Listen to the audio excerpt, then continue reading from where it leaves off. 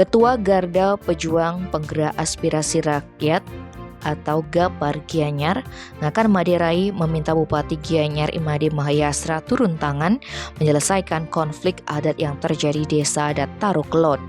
Terlebih, konflik adat tersebut kembali meruncing setelah muncul persoalan dugaan pencabutan penjor warga milik Jero Mangku Ketut Warga beberapa waktu lalu. Menurut Ngakan Madirai Senin 20 Juni, agar permasalahan ini tidak berlarut-larut, pihaknya mendorong Pemkab Gianyar secepatnya melakukan mediasi, bila perlu memanggil kedua pihak. Sebab jika dibiarkan, dikhawatirkan permasalahan akan semakin meluas. Ia pun meminta Bupati menyisihkan waktu untuk menyelesaikan permasalahan tersebut demi keamanan Gianyar.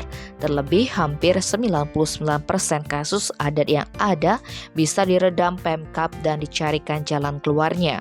Dia juga menyarankan agar kedua belah pihak yang bersengketa, baik desa adat dan keluarga Jero Mangku Ketut Warga, menurunkan ego masing-masing untuk menghindari penyelesaian secara hukum. Tim Bali Express melaporkan.